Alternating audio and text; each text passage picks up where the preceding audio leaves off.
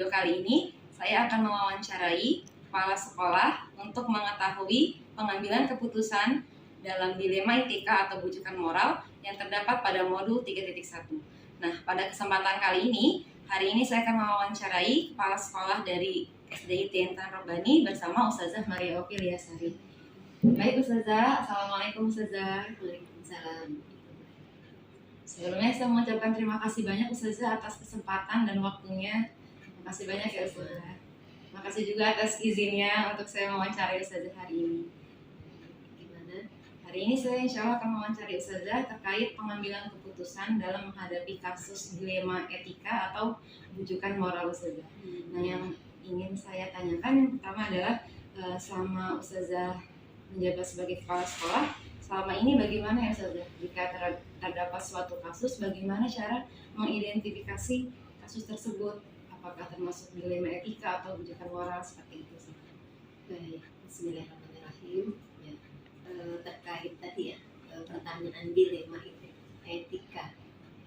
Saya baru ya Ustazah, baru dari Juli kemarin menjabat sebagai kepala sekolah. Misalnya sejauh ini terkait permasalahan dilema etika, tentunya langkah awal dari pertanyaan tadi, mengidentifikasi itu merupakan bagian langkah awal untuk penyelesaian kasus dilema etika. Setelah melakukan identifikasi terhadap permasalahan, baru saya itu mengambil data, fakta yang ada di lapangan sesuai dengan laporan yang dihasilkan ya, yang didapat. Setelah ada fakta, maka kita lakukan pengambilan kebijakan. Tentunya ada pertimbangan tingkat kebenarannya dari kasus tersebut, melibatkan siapa saja di dalamnya. Dengan langkah-langkah itu baru bisa ada pengambilan keputusan yang tentunya setelah diimplementasikan hasilnya, baru ada evaluasi sejauh mana efektivitas dari pengambilan keputusan yang sudah kita laksanakan. Baik Ustazah, berarti tadi caranya pada mengidentifikasi kasus itu dimulai dari fakta dulu ya Ustazah ya tadi ya. Fakta, terus kemudian analisis kebijakan, dianalisis tingkat kebenarannya, siapa yang terlibat, dan mengambil keputusan terakhir evaluasi ya Ustazah. Jadi itu langkah-langkahnya. Nah, menurut Ustazah bagaimana nih?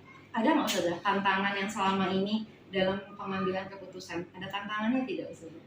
Sejauh ini kesulitannya tentunya ketika permasalahan itu berkaitan dengan kebijakan, menyentuh ranah kebijakan, apalagi itu orang-orang yang memang berkaitan. Tadi kan di fakta itu ada orang-orang yang berkaitan juga dengan orang-orang yang pengambil kebijakan. Ini yang tentunya lebih sulit ya untuk pengambilan keputusan. Tapi insya Allah karena sudah ada kebijakan kita pedoman aturan yang sudah kita sepakati bersama, maka itu menjadi satu-satunya rumus pengambilan keputusan sekalipun yang sulit. Jadi ada kebijakannya ya Ustazah ya? Sudah ada aturan buku yang dibuat dalam rangka mengambil kebijakan-kebijakan. Sudah ada aturan hukum. Kalau seandainya kasusnya itu sama-sama mengandung nilai kebajikan, sama-sama mengandung kebenaran dua-duanya, nah, kira-kira keputusan apa nih yang Ustazah ambil, langkah-langkahnya? Kalau inilah dilema etika itu kan benar nih versinya ya. Tentunya yang akan kita tabayun itu tingkat kemaslahatan, kalau saya sampaikan, tingkat kepentingan lebih kebermanfaatan kepada orang banyaknya yang mana dalam pengambilan keputusan. Itu ini kecenderungan pengambilan keputusannya ya, melihat tingkat kebermanfaatan. Jadi melihat kepentingan banyak orangnya ya Ustazah ya, Masya Allah. Menurut Ustazah selama ini bagaimana nih yang dianggap efektif dalam mengambil keputusan? Apakah ada orang-orang yang terlibat seperti itu saja? Ya, ya. Ini masuk ke langkah ya tadi. Iya. Orang-orang yang terlibat, kalau selama ini saya tentunya sudah membuat tim ya, tim dalam pengambilan keputusan, itu tim BPH ya, tidak pengurus harian, yang ini orang pertama tentunya yang terlibat. Di sana ada para waka-waka ya, kaitan kasus itu kepada siswa maupun kepada guru, itu sudah ada orang-orang yang berwenang di dalamnya. Yang pertama ya, mengambil jalur internal ya di bidang pengurus harian. Setelah itu, ketika memang kasus-kasus tertentu yang sulit untuk kita rumuskan bersama, itu kita ada yayasan yang di sana juga ada pengurus harian internal yayasan yang bisa kita libatkan untuk pengambilan keputusan. Masya Allah, jadi terstruktur ya Ustazah ya, sudah ada tim sendiri yang menangani Ya, kasus-kasus pengambilan keputusan. Masya Allah. Nah Ustazah, izin bertanya lagi, selama ini kalau misalnya ada kasus, apakah ada tenggat waktunya atau ada jadwalnya gitu Ustazah dalam menyelesaikannya? Kalau waktu khusus yang dibuat secara terjadwal itu tidak. Berat, kalau namanya kasus itu kan kondisional ya, sesuai dengan kapan itu terjadi, maka saat itulah kita menyelesaikan dan mengambil keputusan ya, untuk penyelesaian masalah. Berarti sesuai dengan kasusnya ya, Ya, saat kasusnya ada ya, saat itu kita buat keputusan. Jadi tidak menunggu juga lama-lama gitu, atau tidak juga kita rencanakan gitu kan, tidak kita jadwalkan gitu. Ya, sesuai dengan kondisinya. Sesuai dengan kondisi Ustazah ya. Nah, terakhir nih Ustazah, dari semua hal yang tadi telah Ustazah sampaikan, menurut Ustazah pembelajaran apa nih Ustazah yang bisa dipetik dari selama ini Ustazah dalam mengambil keputusan dalam kasus dilema etika? Tentunya negara kita demokrasi ya. Masya Allah. Dengan begitu setiap mengambil keputusan pasti kita bermusyawarah. Ini jadi keywordnya, kata kuncinya untuk penyelesaian permasalahan itu dengan komunikasi dan bermusyawarah. Bagus sekali Ustazah, jadi tercerahkan saya Ustazah, Masya Allah. Terima kasih banyak Ustazah atas waktunya, atas kesediaannya, dan pembelajaran juga ya Ustazah ya. Ternyata seperti ini dengan musyawarah ya Ustazah tadi ya keywordnya ya. Jadi lebih bermanfaat buat yang lain. Ya, terima kasih banyak ya Ustazah atas waktunya. Demikian Ustazah. Baik Bapak dan Ibu, demikian wawancara hari ini. Saya akhiri, wassalamualaikum warahmatullahi wabarakatuh. Selamat pagi Ustazah. Selamat pagi Ustazah. Assalamualaikum warahmatullahi wabarakatuh. Waalaikumsalam warahmatullahi wabarakatuh. Terima kasih Ustazah atas kesempatan dan izinnya untuk saya bisa mewawancarai Ustazah. Mohon izinnya Ustazah, saya ingin bertanya mengenai Ustazah di TKIT ini sebagai kepala sekolah sudah berapa tahun ya Ustazah? Alhamdulillah, amanah ini sebagai kepala sekolah saya terima ketika tahun 2019 sampai sekarang. Jadi insya Allah ini sudah memasuki 2022. Masya Allah, lama sekali Ustazah. Amanah yang luar biasa. Tentunya banyak pengalaman dan banyak yang sudah dihadapi dari TKIT ini ya Ustazah. Selama ini Ustazah, ketika ada suatu kasus, bagaimana cara Ustazah untuk mengidentifikasinya kasus tersebut, apakah termasuk dilema etika ataupun rujukan moral seperti itu? Bismillahirrahmanirrahim. Ketika ada satu kasus, tentunya kita harus mencermati dulu ya bagaimana kasus itu, kan mengumpulkan informasi dari berbagai teman, lalu juga teman sejawatnya ustazah, ada security juga di sini, ada OB, ada bendahara, ada dekut, ada orang-orang dewasa di sekitar sini. Insya Allah yang perlu kita tabayunkan, yang perlu kita minta informasi, sehingga ketika informasi itu sudah lengkap, kita bisa menentukan keputusan yang baik untuk semuanya. Insya Allah. Masya Allah. Berarti saja mengidentifikasi terlebih dulu diri saja yang Ya, mencermati dan dengan melihat fakta yang relevan dengan keadaan yang sebenarnya. Wah, Masya Allah. Kalau seandainya keputusan itu membuat Ustazah dilema, sama-sama menghadapi kasus yang sama-sama benar, sama-sama mengandung nilai kebajikan, itu kira-kira langkah-langkahnya seperti apa Ustazah? Mungkinkah ada pernah mengalami kasus tersebut? Bismillah.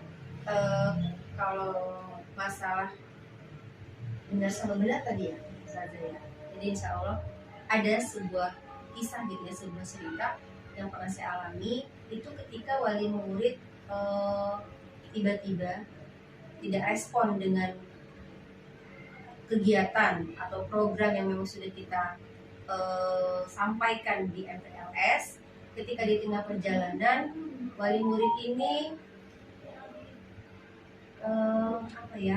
tidak setuju, kurang berkenan. Padahal sebenarnya apa yang dilakukan oleh para ustazah itu sudah prosedural. Kita punya hafalan Al-Quran untuk anak-anak yang kita berikan setiap hari itu 1 ayat biasanya. Itu adalah program unggulan ya untuk dunia dan akhirat. Nah, tentunya Allah saja mengajarkan untuk diuji ya. Allah saja memberikan tingkatan 3. Allah juga memberikan ada surga dan neraka. Allah memberikan pahala gitu. Allah juga memberikan imbalan bagi orang yang tidak berbuat sesuai dengan apa syariat gitu. Nah, ketika anak-anak ini kita uji untuk bisa mendapatkan sertifikat bahwa anak ini sudah hafal 19 surat atau 20 surat atau bahkan ada tahun kemarin itu 1 juz 30. Nah, tentunya kita uji dulu baru bisa mendapatkan sertifikat. Kita uji si ibu ini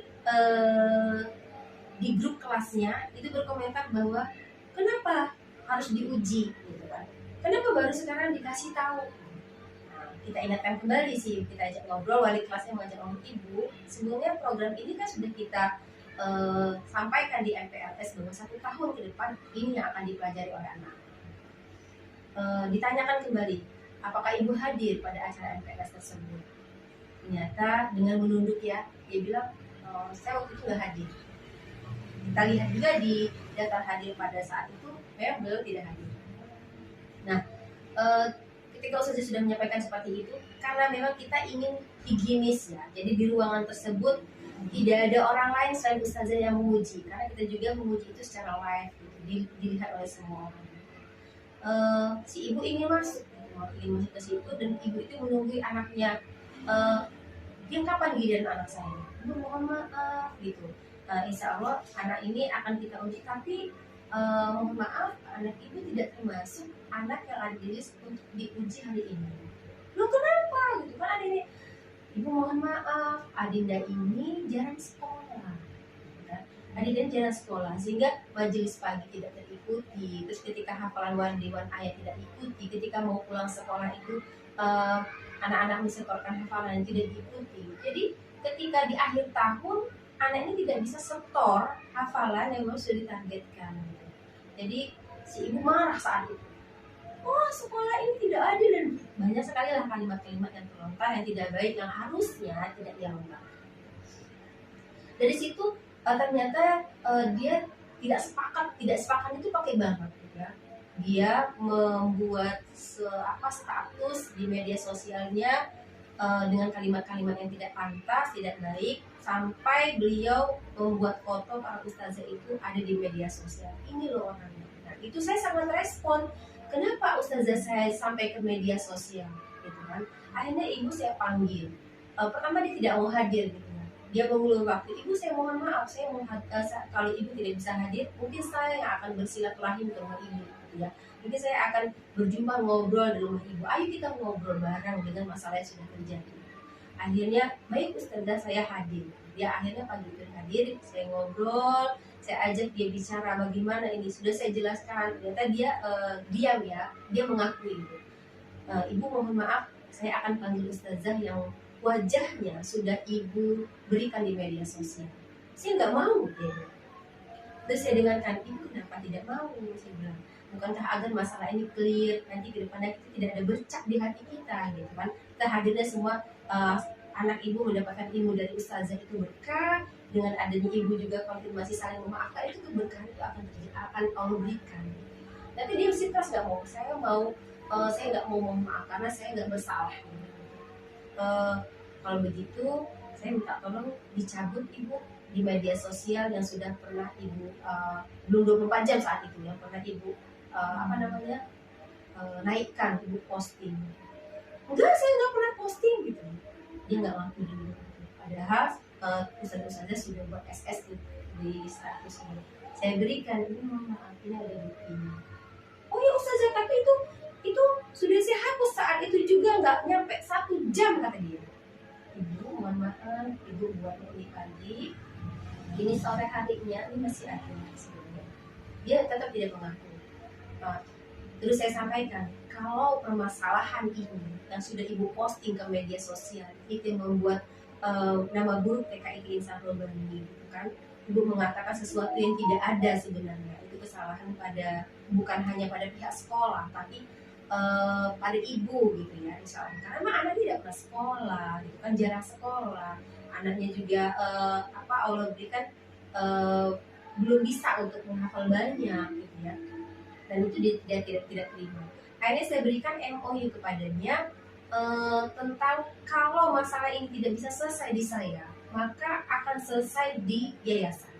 Kalau memang tidak bisa selesai di yayasan, gitu ya, skemanya ya saja, kita akan selesaikan mungkin bisa sampai ke kepolisian karena ini mencemarkan nama baik. Saya perlihatkan juga MOU padanya, sudah dia tanda tangani pada saat itu ya, ketika dia membayar anak-anak itu dititipkan ke kita sudah buat MOU. Salah satu MOU-nya bahwa jika terjadi perbedaan pendapat dengan pihak sekolah maka harus diselesaikan dengan cara musyawarah dan mufakat. Tapi dia tidak musyawarah sehingga tidak mencapai mufakat, dia sudah memposting hal-hal yang tidak baik tentang sekolah. Padahal ketika di cross check itu kesalahan tidak pada sekolah, itu pada si ibu gitu ya. Kita juga ungkap dengan hal-hal administrasi dan yang lain-lain, banyak sekali hal-hal yang sudah ternyata diberikan keringanan oleh sekolah ini, oleh yayasan. Dia tidak bersyukur gitu. Tidak bersyukur dengan itu semua. Akhirnya dengan saya sodorkan MOU, saya lihatkan tanda tangannya, dia mau meminta maaf. Lalu saya panggilkan ustazah yang sudah diposting wajahnya oleh beliau, saya hadirkan di situ. Saya katakan silakan ngobrol dulu. Lalu mereka ngobrol nih, terjadi hal-hal yang saling berargumen ya, terjadi kesepakatan bahwa semuanya ini kita ambil hikmah dan saling memaafkan. Dan alhamdulillah hari itu terjadi saling memaafkan antara ustazah dan orang tua lainnya. Gitu ustazah. Alhamdulillah dari permasalahan itu ada solusi yang baik untuk ya. Alhamdulillah sampai hari ini semuanya berjalan dengan baik. Kesalahannya yang bisa saya ceritakan oleh ustazah. Masya Allah. Kalau saya cermati dari teori yang saya dapat ya ustazah, itu sudah bagus sekali ustazah. Jadi sudah ada langkah-langkah yang terstruktur ya ustazah, dari ustazah mengambil keputusan, Masya Allah ya ustazah. Jadi dengan musyawarah dan dengan melihat MOU-nya ya ustazah ya, dan melihat keadaan sebenarnya, wah luar biasa sekali ustazah, banyak pelajaran yang saya ambil dari ustazah ini, Masya Allah. Alhamdulillah ya ustazah ya. Nah, yang menjadi tantangan ustazah dalam mengambil keputusan itu ada nggak ustazah? Seperti apa itu? Tantangannya ya. Tantangannya pertama dia nggak mau hadir, dia nggak mau untuk saling memaafkan, dia juga tidak mau untuk ditabayunkan gitu ya. Karena memang hal-hal seperti ini kan ada alur pelaporan ya ustazah. Ada alur pelaporan. Sebagaimana misal kalau kita memposting wajah anaknya di media sosial, itu kan ada undang-undangnya, ya ada undang-undangnya. Kalau orang tuanya tidak berkenan, maka ketika kita tidak minta izin dengan memposting wajah tersebut, itu ada undang-undangnya, maka kita bisa dikenai undang-undang itu ustazah. Jadi ada alur pelaporan ketika terjadi permasalahan, ketika bersama wali murid sudah diselesaikan bersama wali muridnya oleh para ustazah, ini tidak terjadi kesepakatan, maka langsung bisa jadi ke kepala sekolahnya. Ketika di kepala sekolah tidak terjadi kesepakatan, kita ambil langkah lagi untuk yayasan. Ketika tidak bisa lagi, mungkin bisa insya Allah langsung ke kepolisian gitu ya. Bisa kekeluargaan dan dalam bisa kepolisian kalau memang tidak terjadi kesepakatan. Jadi sudah pakai alur kita memecahkan masalah yang terjadi misalnya di sekolah kita. Masya Allah. Jadi ada faktor-faktor yang terlibat ya Ustaz ya. Iya, Sesuai dengan kondisi kasusnya. Biasanya kalau misalnya menghadapi suatu kasus itu apakah ada jadwal penyelesaiannya atau langsung diselesaikan gitu Ustaz? Bismillah. Kalau jadwal dengan permasalahan saya langsung gitu ya. Karena kita tidak bisa ketika permasalahan itu urgent kita jadwal tidak bisa, kita tidak bisa langsung penjadwalan, tapi langsung diselesaikan agar selesai masalahnya. Karena memang Allah katakan ya, ketika kita sudah selesai dengan satu tugas yang satu, maka kata Allah siap-siap dengan tugas yang lain. Jadi kita tidak perlu pakai jadwal untuk menyelesaikan masalah. Kalau saat itu memang perlu kita selesaikan saat itu juga, kita harus siap untuk menyelesaikannya gitu ya. Kita apalagi kalau masalah itu urgent gitu. Seperti yang tadi itu sangat urgent banget ketika sudah diposting wajib ustazah itu ke media sosial, itu bagi saya sangat urgent banget untuk langsung diselesaikan, tidak bisa nunggu-nunggu. Bahkan ketika dia tidak mau hadir di sekolah, saya tawarkan saya akan silaturahmi ke rumahnya gitu ya, agar masalahnya selesai, tidak berlama-lama gitu sih. Masya Allah, para kualifikasi sekali Ustazah. Masya Allah, alhamdulillah ya Ustazah. Dari semua yang sudah sampaikan tadi, saya pun sangat terkagum ya Ustazah dengan cara Ustazah menyelesaikan masalah. Masya Allah. Nah, pelajaran apa nih Ustazah yang dapat Ustazah petik selama ini dalam Ustazah mengambil keputusan? Ketika kita mengambil keputusan dari sebuah permasalahan, tentunya kita harus tabayun dulu dari kedua belah pihak. Kita tidak bisa mengambil keputusan itu dari satu pihak saja, ya. Karena mungkin bisa jadi masalah-masalah yang ditimbulkan itu karena ada sesuatu di belakangnya, ya. Ada karakteristiknya, ada masalah hidup dan sebagainya. Maka kita harus tabayun dari kedua belah pihak ketika ada sesuatu masalah. Dan masalah itu cepat-cepat kita selesaikan.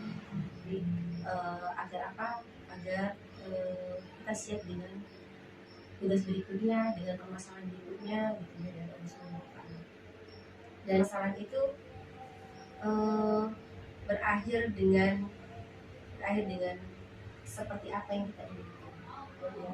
Tentunya ketika kita sudah membuat keputusan yang melalui step by step, sistematika sampai ke akhirnya, ketika itu insya Allah itu yang terbaik. Tentunya pada saat itu mungkin ada salah satu kedua pihak yang belum bisa menerima. Jadi insya Allah perlu hati yang besar untuk membuat suatu keputusan yang bijak untuk kedua belah pihak yang ada dalam masalah tersebut. Besar sekali hikmahnya ya Ustazah, banyak sekali yang bisa diambil ya Ustazah, dan menjadi pelajaran hidup dan menjadi lebih baik lagi ke depannya insyaallah. Alhamdulillah. Terima kasih banyak Ustazah atas sharing pengalamannya yang sangat luar biasa, atas kesediaan waktunya. Saya mengucapkan terima kasih banyak ya Ustazah ya. Sama Ustazah ya. Terima kasih Ustazah. Baik Bapak dan Ibu, sudah demikian wawancara saya dengan Ustazah Laya selaku Kepala Sekolah TKIT Insan Rabbani. Terima kasih, saya akhiri. Wassalamualaikum warahmatullahi wabarakatuh. Waalaikumsalam.